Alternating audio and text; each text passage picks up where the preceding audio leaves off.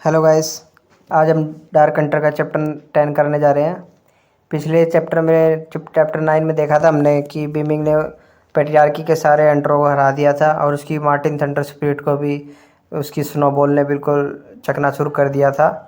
और आज की चैप्टर हम शुरू करने जा रहे हैं, चैप्टर 10। अगर आपने इसके पिछले चैप्टर नहीं देखे हों तो आप उन चैप्टर को देख लीजिए, आपको इसकी पिछले की स्टोरी समझ आएगी। उन चैप्टर का मैं प्लेलिस्ट की लिंक डिस्क्रिप्शन में डाल दूँगा।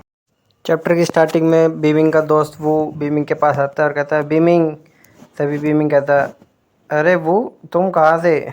मैं तुम्हें ढूंढ रहा था, तुम कहाँ चले गए थे? तुम्हारे साथ क्या हुआ? मैं फिक्र कर रहा था।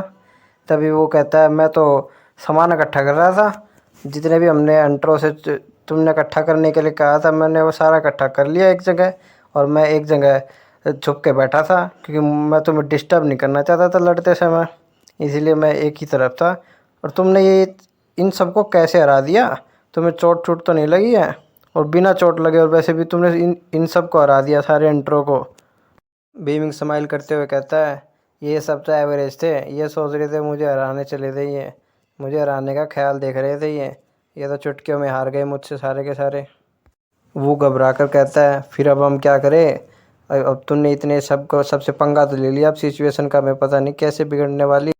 बीबिंग कहता है, तुम चिंता मत करो, जब सब चीज़ अपने आप आ जाए ठीक हो जाएंगी, सब कुछ देख लूँगा मैं, तुम चिंता मत करो। तभी वो कहता है उन उन बुड्ढों की तरफ लखाता है। तभी बुड्ढे आपस में लड़ रहे होते हैं दोनों कि डोंगफेंग, तुमने मेरे साथ इतनी बड़ी साजिश की, तुम अपने सन इन लॉ से मुझे मरवाना चाहते थे, तुम्हारी इतनी हिम्मत कैसे हुई? तुम अपनी फैमिली से मेरी फैमिली को ख़त्म करवाना चाहते थे। तभी जो वहाँ पर एक दूसरे पेट्रियार्की थे वो कहते हैं, डोफेंग तुम कुछ बोल क्यों नहीं रहे हो? तो हम सब लोहान सिटी में बचपन से यहाँ पर पले बड़े हैं, हमने सब को छोटी मोटी गलतियों पर इतना बड़ा कदम नहीं लिया है कि पूरी फैमिली को ख़त्म करने चले हम। ऐसा करने का कोई तुम्हारा ठोस कारण होना चाहिए, कुछ बोलो। वो कहता है, तू मेरा कोई सन इन लॉ नहीं है, उससे मेरा कोई रिश्ता नहीं है, तुम्हें उसके साथ जो करना है वो तुम कर सकते हो। हमारी फैमिली ने चांद फैमिली से जो शादी का रिश्ता था बहुत समय पहले ही, तो 2 साल पहले ही तोड़ दिया था। अब इस फैमिली से हमारा कोई रिश्ता नहीं है, तुम इसके साथ जैसा जो चाहे वैसा कर सकते हो। हमारा इसके साथ एक मामूली सा भी रिश्ता नहीं है हमारी फैमिली के साथ इसका। और वो होंग कहता है कि होंग फैमिली का अगर मेरे मुझ पर विश्वास नहीं है, होंग फैमिली के पेट्रियार्की को, तो तुम जो चाहे वो इसके साथ कर सकते हो। डोफेंग सिंगचुंग तुम्हारे रास्ते में बिल्कुल भी नहीं आएगा, कोई दखल अंदाजी नहीं देगा, तुम जो चाहे इसके साथ कर सकते हो। फिर ओंग फैमिली का पेट्रियार्की गुस्से में मनी मन सोच रहा था, ये लालची लोमड़ी, ये डोंग फैंग, ये अपने आप का भला सोच रहा है, ये इसको पता है कि मैं इसको हरा नहीं पा रहा, ये मुझे मेरी मदद नहीं करना चाहता इसमें, इसलिए ये ऐसे बातें कर रहा है। नहीं तो मैं इसका मदद मांगता ही नहीं, अगर मैं इसको हरा सकता तो ऐसे ही। चलो इसके साथ तो मैं कभी ना कभी किसी न किसी समय अपना स्कोर सेटल कर लूँगा। चलो। फिर कहता है कि फिर सबके सामने बोलता है, चलो मुझे यह सुनकर खुशी हुई कि ये डोफेंग फैमिली से रिलेट नहीं करता। अब हम इसके साथ कुछ भी कर सकते हैं, इस जानवर के साथ, इसको हम टुकड़े टुकड़े कर देंगे यहीं पर। फिर होंग फैमिली के पेट्रियार्की जोरदार स्पीच देता है, सभी पेट्रियार्की के लिए अपील करता है कि इसने हमारा सोरिंग सरपंच ही नहीं चुराया, इसने काउंटलेस आदमियों को हमारे मारा है और बहुत से लोगों को चोटिल भी किया है। अगर इसको अभी नहीं ठिकाने लगाया गया तो पूरी लोहान सिटी इसके कदमों के तले आ जाएगी, ये ताकतवर कहलाएगा और हमारी इज्जत नामो निशान ख़त्म, हमारी इज्जत बिल्कुल ख़त्म हो जाएगी। हमें सबको मिलकर इस पर कुछ एक्शन लेना ही पड़ेगा भाइयों। सभी मिलकर इसके किए गए गुनाहों की इसकी सज़ा इसको यहीं पर देते हैं।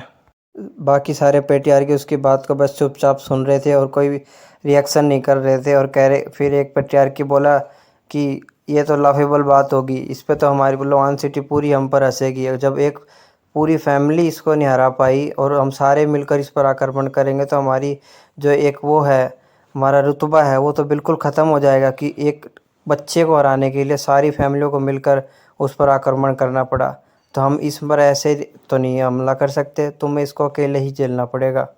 फिर बीबिंग की तालियां तालियां बजाते हुए कहता है, everyone everyone, may I attention you, मैं तुम्हारा ध्यान अपनी तरफ करना चाहता हूँ। सभी अपना अपना ये डिस्कशन बंद कीजिए और पहले अपना अपना जो बिल है वो पूरा करके जाइए यहाँ पर। आपका बिल हुआ जिंदे के लिए 1 लाख रुपए और मरे के लिए 50,000 रुपये आपके बॉडी लेके जाने के लिए कोई भी डिस्काउंट नहीं होगा। और वो हंसते हुए कहता है कोई भी आपको डिस्काउंट नहीं मिलेगा इस चीज़ में। ओंग फैमिली का पेट्रियार्की तो बहुत गुस्से में लाल बबूला हो जाता, कहता जानवर कहीं के, तुम्हारी इतनी हिम्मत हमारे मरे हुए आदमियों के लिए भी ऐसे पैसे मांग रहे हो। और उधर से अदर पेट्रियार्की कहते हैं अच्छा ये बात थी क्या, पैसों की बात थी, अगर पैसों से बात सुलझ रही है तो हम तो पैसे देने के लिए तैयार है।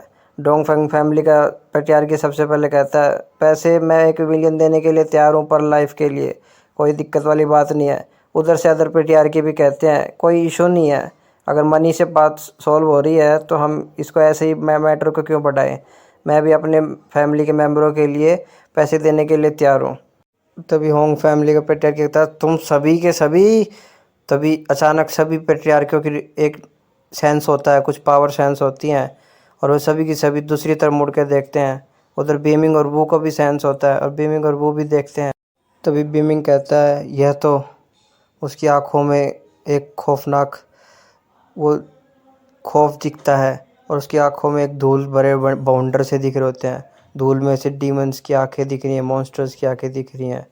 तभी बीमिंग सोच रहा होता है ये बहुत जल्दी आ गया, यह तो beast the fog of beast है, ये इतनी जल्दी कैसे आ गया, ये तो कुछ समय पहले आ गया, क्या मेरे समय में पीछे आने से यहाँ पर टाइम में परिवर्तन हुआ है, ये तो आगे ही पता चलेगा ये क्या है क्या नहीं।